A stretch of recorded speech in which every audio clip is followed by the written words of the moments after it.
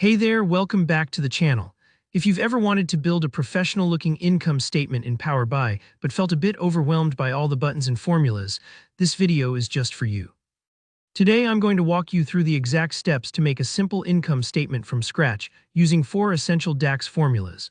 By the end of this tutorial, you'll have a fully functional income statement, and you'll see just how easy and powerful Power BI can be for financial analysis. So let's dive right in. First things first, let's open up Power BI. If you're new around here, Power BI is a super user-friendly tool from Microsoft that lets you organize business data and create interactive reports. Once you have Power BI open, you'll see the interface, and for this tutorial, I've got some sample data ready. If you're following along with your own data, that's absolutely fine. The steps will be the same. Now, the first step we need to take is to create a table for our calculations. Think of this table as your canvas. It's where we are going to build out the logic for our income statement. You can do this by clicking Data on the left, then Home, and then Enter Data. Give the table a name that makes sense, like Income Statement Items, so it's easy to find later. This is a small step, but trust me, it'll help keep things organized as your project grows. With your table in place, the next thing we need to do is add 4 DAX formulas. Don't let the term DAX scare you off.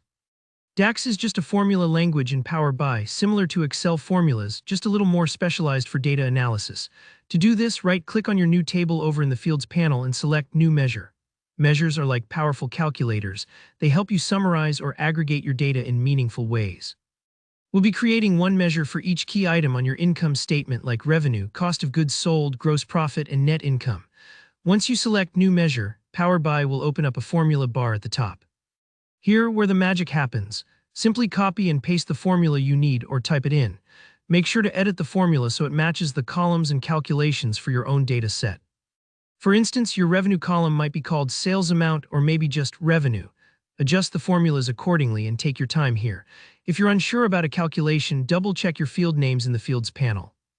After you've created each measure, remember to hit Save. You don't want to lose your work if Power BI crashes or you accidentally click away. Saving frequently is a good habit, especially when you're working through new formulas.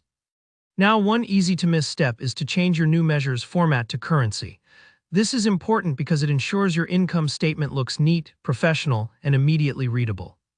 Just click on each measure you've created, then in the Measure Tools or Modeling tab at the top, change the format from General to Currency. It might seem small, but it really makes your statement pop and avoids any confusion about what those numbers represent. With your measures set up, it's time for the fun part, visualizing the statement.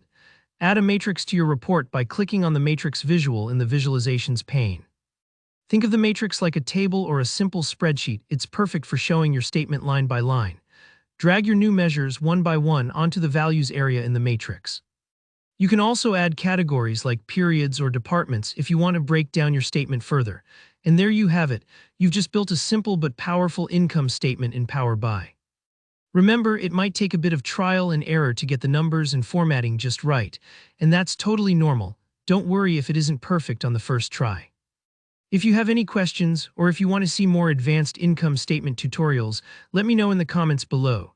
Don't forget to like the video if you found this helpful, subscribe for more practical Power BI tips, and I'll see you on the next one.